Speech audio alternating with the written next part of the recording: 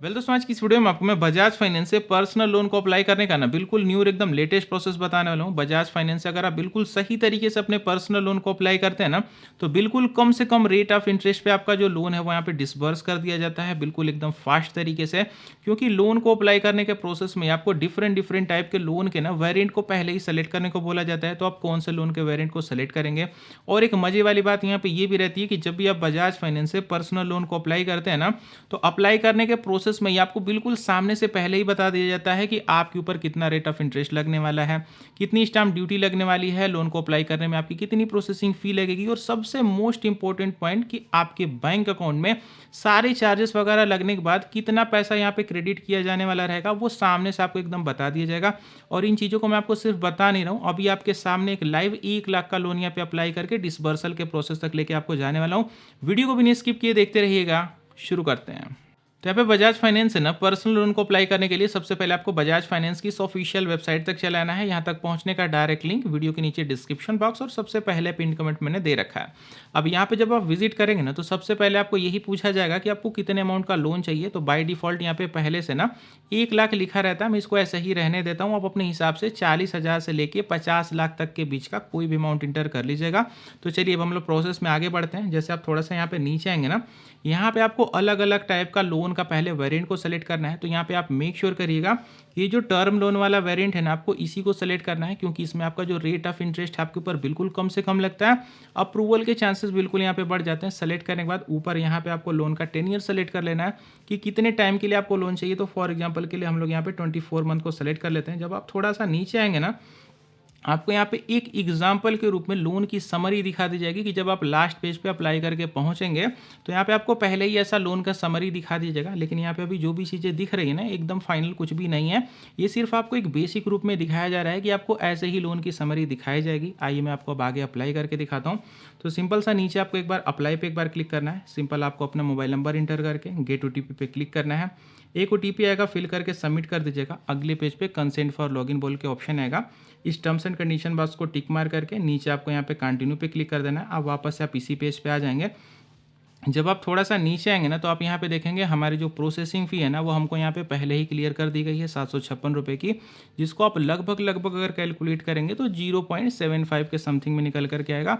अभी आगे और भी चीज़ें क्लियर होना बाकी हैं। आपको क्या करना है, सिंपल सा नीचे आ गया, अप्लाई पे एक बार क्लिक करना है। अब अगले पेज पर आपको अपनी कुछ बेसिक डिटेल फिल कर देना है। जैसे आपका क्या फुल नेम है, मेल है कि फीमेल है, डेट ऑफ बर्थ अपना फिल कर दीजिएगा, करेक्ट अपना पैन कार्ड का नंबर लिख दीजिएगा। नीचे आपको अपनी एम्प्लॉयमेंट टाइप सेलेक्ट कर देनी है कि आप सैलरीड हैं। अगर कोई बिजनेस वगैरह करते होंगे तो सेल्फ एम्प्लॉयड को सेलेक्ट कर दीजिएगा। कोई जॉब वगैरह अगर आप करते होंगे नॉर्मली, आपकी कितनी मंथली सैलरी है, अगर मान लीजिए कि आप सैलरी पाते होंगे तो उसको सेलेक्ट करके लिख दीजिएगा।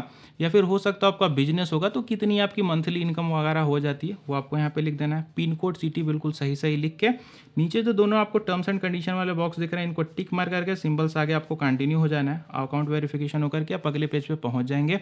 अब यहाँ पे आपको अपना इनकम वेरिफिकेशन करना है। अब ये क्या सिस्टम है, जैसे जो भी आपका बैंक अकाउंट होगा ना, जिसमें बहुत ज़्यादा आपके ट्रांजेक्शन वगैरह होते होंगे, अगर मान लीजिए कि आप कोई जॉब करते हैं तो आपकी सैलरी जिस अकाउंट में आती होगी, या फिर आप बिजनेस करते होंगे तो जिस भी अकाउंट में आपके ज़्यादा ट्रांजेक्शन होते होंगे ना, बस आपको उसी को सेलेक्ट कर लेना है। इससे आपकी इनकम जो है वो वेरीफाइड हो जाएगी। कैसे, देखिएगा। सिंपल सा नीचे आपको एक बार कंटिन्यू पे क्लिक करना है। आगे आपको अपना बैंक अकाउंट सेलेक्ट करना है। चलिए मैं ICICI बैंक को सेलेक्ट कर लेता हूँ। नीचे आपको टर्म्स एंड कंडीशन को टिक मार करके गेट OTP पे एक बार क्लिक करना है। एक सिंपल मोबाइल नंबर पे आपको OTP आएगा, उसको फिल करके जैसे आप आगे प्रोसीड होंगे, अगले पेज पे आपके बैंक अकाउंट की कंप्लीट डिटेल आपको शो हो जाएंगी। ऊपर फिर आप थोड़ा सा नीचे जब आप आएंगे ना, तो यहाँ पे आपका बैंक अकाउंट आपको शो होने भी लगेगा।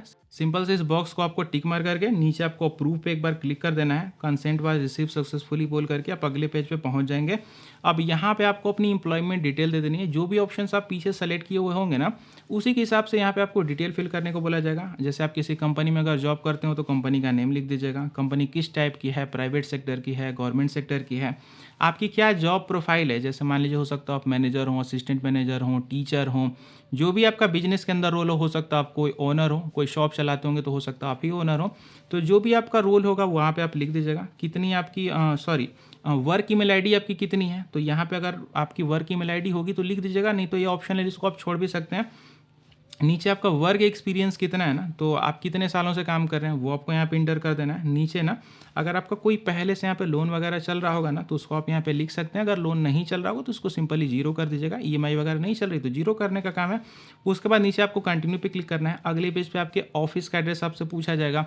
जैसे मान लीजिए कि आप जो बिजनेस कर रहे हैं वो कहाँ कर रहे हैं, उसका क्या एड्रेस है वो आपको कंप्लीट यहाँ पे दे देना है। ये बेसिक चीज़ है, इसको मैं आगे स्किप कर रहा हूँ।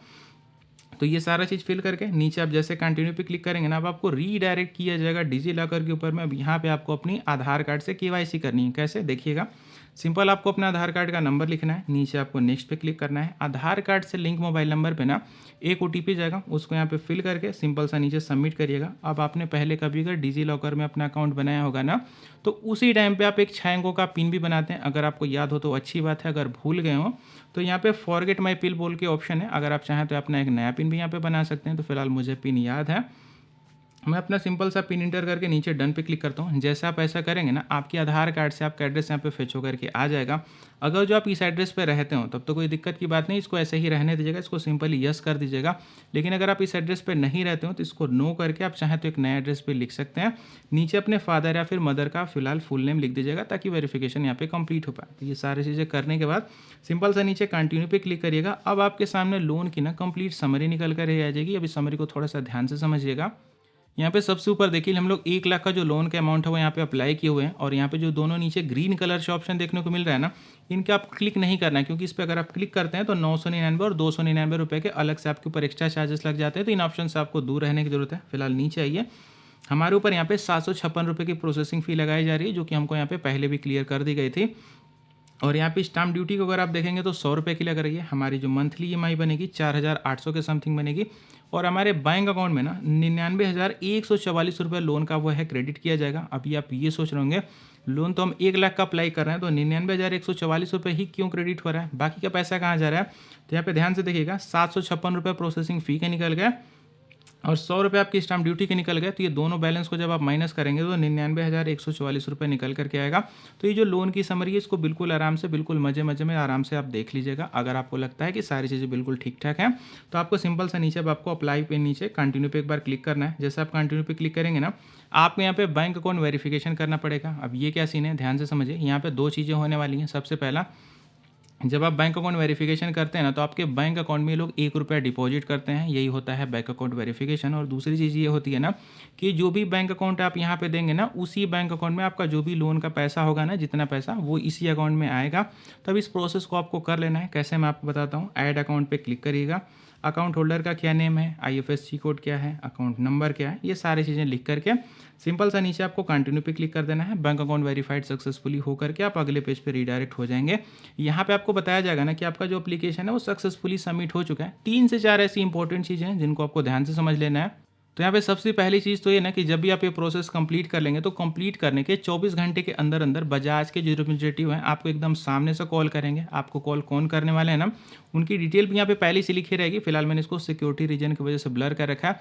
वो आपके कॉल पे आपको आगे का प्रोसेस समझा देंगे, ई मैंडेट वगैरह का प्रोसेस समझा देंगे। जैसे आपने लोन लिया है तो ईएमआई वगैरह भरेंगे ना, तो कितनी आपकी मंथली ईएमआई वगैरह आएगी वो सारा कुछ आपको बता देंगे। लोन का कितना अमाउंट आपके बैंक अकाउंट में क्रेडिट होने वाला है वो भी आपको बता देंगे। और यहाँ पे आपका जब भी डॉक्यूमेंट वेरिफिकेशन का जो प्रोसेस है वो कंप्लीट हो जाता है ना, तो डॉक्यूमेंट वेरिफिकेशन के प्रोसेस के कंप्लीट होने के बाद 24 घंटे लगते हैं आपके बैंक अकाउंट में जो पैसा है अमाउंट लोन का वो डिस्पर्स होने में। हालांकि जो भी आपको कॉल करेंगे ना, ये सारा कुछ आप उनसे भी यहाँ पे कंफर्मेशन ले सकते हैं। यही था टोटल सीन बजाज फाइनेंस से पर्सनल लोन को अप्लाई करने का। मन में अभी कोई डाउट उठ करके आ रहा होगा, आप मुझसे कॉमेंट करके पूछ सकते हैं। फिलहाल मुझे चलने दीजिए, गुड बाय।